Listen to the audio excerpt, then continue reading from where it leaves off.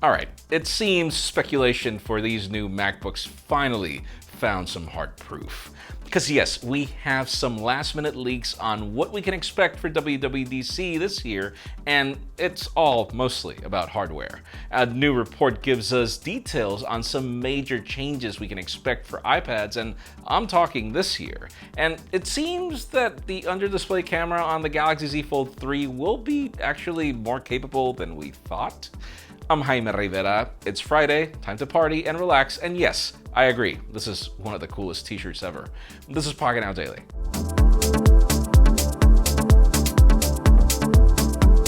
Of course, the official news today begin with deals with the usual disclaimer that you can skip them in the time codes.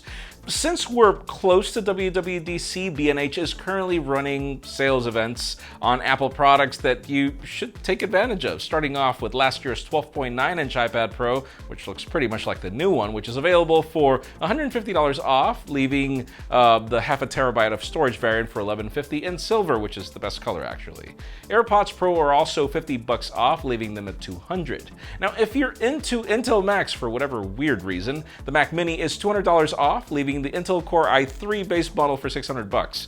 I know, that's not a good deal. But anyways, moving on to Amazon. The new iPad Air is $50 off, meaning it starts at $549, and to conclude with Apple, the regular iPad is $30 off, leaving that at $299.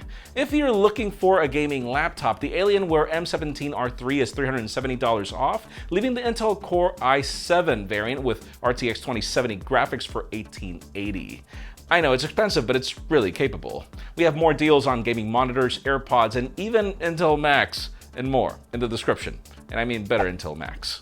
Now, moving on, let's stick to official news, but shift focus onto Google as we just got some new hardware. The company just released the Pixel Buds A series, which are essentially a more affordable variant to the Pixel Buds. Now, they're actually more interesting than you think because they bring the same 12mm audio drivers as the expensive pair, the same pressure relief vent, along with the same beamforming mics. What we're not getting here is noise cancellation, like in the case of most affordable earbuds. Google claims that these can last up to 5 hours on a single charge, and it goes up to 24 hours with the charging case, which apparently gives you 3 hours of playback in a 15-minute charge when connected to a USB-C cable. We're also getting a new chip here, which enables fast pairing and adaptive sound technology. Finally, you get an IPX4 rating, and these offer real-time translation in over 40 languages because, you know, Google. And with all this being said, they are starting at $99 and come in 2 color variants. They're currently up for pre-orders in the United States and Canada and will be on sale on June 17th. I mean, it's a pretty neat package for $99 if you ask me. Now let's move the spotlight onto Samsung and foldables as things continue to intensify. We have a new tweet from Ice Universe that gives us some details on that under-panel camera that we're expecting from the Z Fold 3.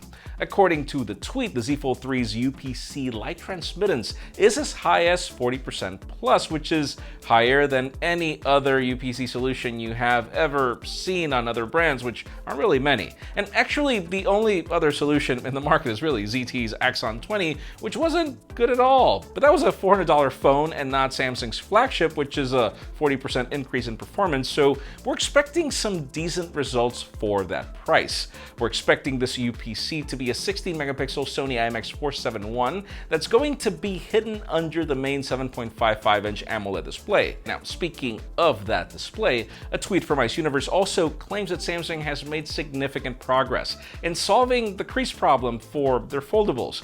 He goes as far as to claim that you can't see the crease on this phone. And yes, the smaller outer display will stick to a 10-megapixel selfie shooter with a punch hole.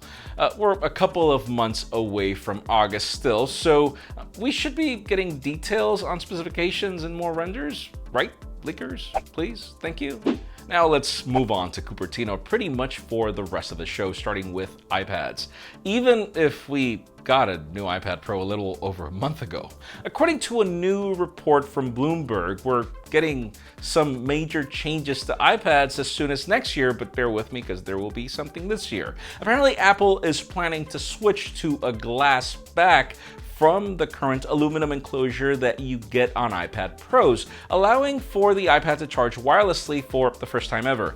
It's also tipped that Apple is testing MagSafe for the iPad Pro in order for the wireless charging to take place, but not affect Thunderbolt, as we finally got that. It's still one of the main parts of the design next year. Now, the report mentions that this would bring iPads closer to iPhones thanks to the change in materials, and one of the reasons might be to enable reverse wireless charging for you to be able to charge your iPhone on top of your iPad.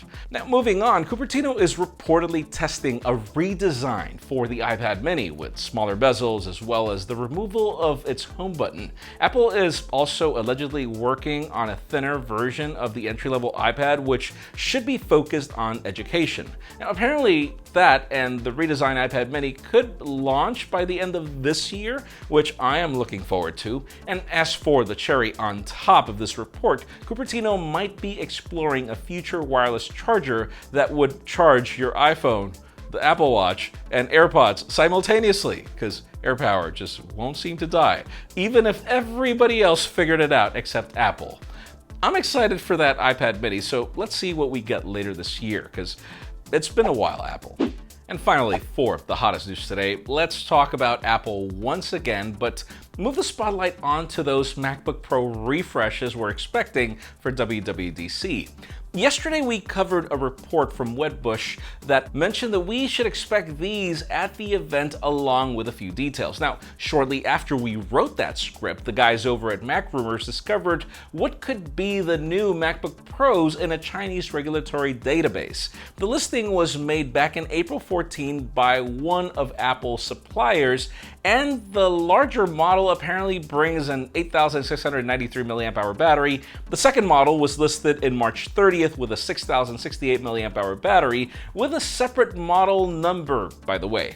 That's a larger battery than what we currently get on the 13-inch M1 MacBook Pro, by the way, so this is an upgrade after all. Now, we also have a separate report from Digitimes that claims that Cupertino has been struggling on getting mini LED displays, which is why delivery times for the M1 iPad go all the way to July. Well, Apple apparently just got a new supplier with a name that I won't even bother trying to pronounce, that has signed to help push the release of a new MacBook Pro or MacBook Pros in the second half of 2021. And since WWDC is on Monday, let me just jog your memory for one last time. These new MacBook Pros will reportedly run on Apple's M1X RAM 2 chip, though some people say M1. They bring a redesigned mini LED display with no touch bar and more ports than we've ever gotten on a Mac. These include MagSafe HDMI, an SD card reader, and multiple USB-C ports. It doesn't even sound like Apple. Honestly, I'm excited, and I just hope that Apple actually releases these on Monday. But in today's question, let us know, 14 or 16-inch MacBook Pro, which one would you pick? Because in my case, I really want that 14-inch model, but ever since I started needing reading glasses, it seems that the 16-inch model is what I'll be getting. But let us know what you think in the comments down below, because my case is pretty particular. Friends, again, if you want to get the news earlier, follow us on Pocketnow.com and subscribe to our channel for more videos like this one. You can also follow us on social medias. Our extended coverage happens on Instagram. And also follow me on my personal handles to see me try out a new shirt every day, because that's my thing. Please give this video a thumbs up if you like what you saw. I'm Jaime Rivera. Thanks so much for watching. We'll see you next week.